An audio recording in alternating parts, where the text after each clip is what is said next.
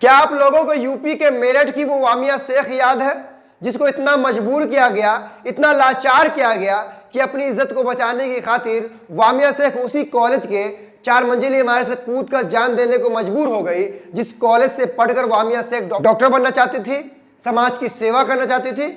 आप शायद वानिया शेख को भूल गए होंगे, क्योंकि जिस तरह से भारत के मेन स्ट्रीम मीडिया ने वानिया शेख के खबर को नजरअंदाज किया, उस हिसाब से तो ऐसा होना ही था और इस खबर को दबना ही था। लेकिन आप साफ समझिए दोस्तों कि अभी तक वानिया शेख को इंसाफ नहीं मिला है और अभी तक किसी भी मेन स्ट्रीम मीडिया ने अपनी सुर्खियों में वानिया शेख को नहीं लिया है, ना ही अपने डिबेट्स में वानिया शेख का कोई जिक्र किया है। दोस्तों चलिए, अगर इस खबर को आप भूल गए हैं तो एक और खबर मैं आपको बताता हूं, शायद इस खबर को आप याद रखेंगे और इस खबर के लिए आप जोर शोर से आवाज उठाएंगे।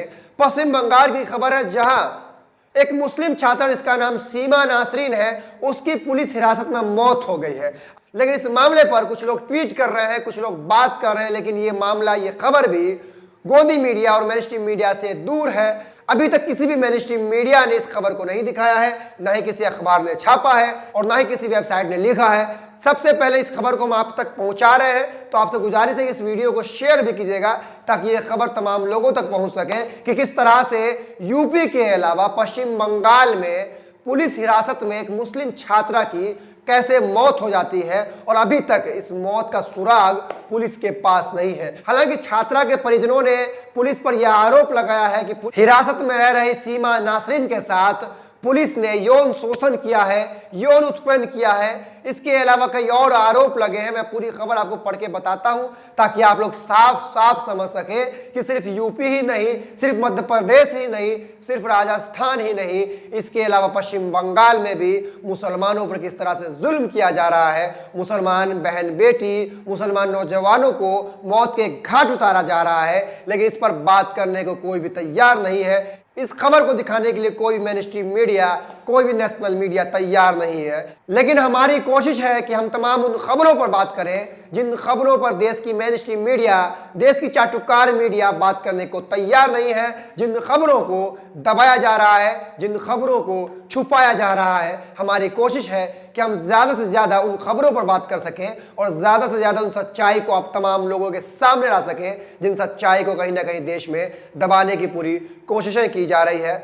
एक ट्विटर यूजर जिनका नाम तरन्नुम शेख है, उन्होंने लिखा है, टीएमसी आरएसएस का मुखौटा पहनकर बंगाल में ऐसा प्रदर्शन कर रहा है, कस्टोडियल डेथ नंबर में लिबरल लेसर एविल के तहत बंगाल फैंटा बीस्ट के यूपी के बाद दूसरे स्थान पर है। पश्चिम बंगाल के कालियागंज में एक और मुस्लिम लड़की की पुलिस हिरासत में मौत हो गई है।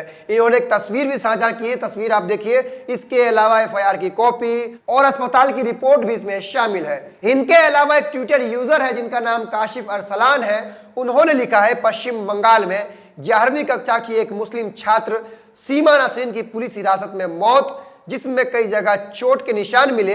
परिवार का आरोप है पुलिस हिरासत में सीमा का किया गया है यौन शोषण। मरने वाली मुसलमान है, शायद इसी वजह से उनकी जान की कोई खास कीमत नहीं है।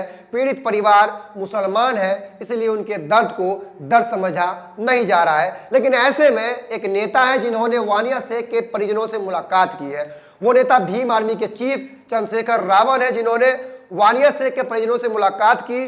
जी न्यूज ने इस पर एक खबर लिखा है। जी न्यूज लिखता है, वानिया शेख के परिजनों से मिले भीम आर्मी चीफ, सुभारती विश्वविद्यालय पर लगाए गंभीर आरोप। मेरठ मेडिकल छात्रा वानिया शेख का सुसाइड मामला तुल पकड़ता जा रहा है। इस मामले में सोमवार को मेरठ कमिश्नर ऑफिस के बाहर छात्र संगठनों ने जमकर प्रदर्शन किया। साथ ही मृतक छात्रा वानिया शेख के हत्यारों को सख्त से सख्त सजा देने की मांग की। वहीं भीम आर्मी चीफ चंद्रशेखर रावण पीड़ित परिवार से मिलने पहुंचे, जहां उन्होंने वानिया शेख की मौत पर दुख जाहिर किया। उन्होंने सुभारती विश्वविद्यालय पर भी गंभीर आरोप लगाए हैं। तो भीम आर्मी चीफ ने वानिया शेख के परिजनों से मुलाकात की।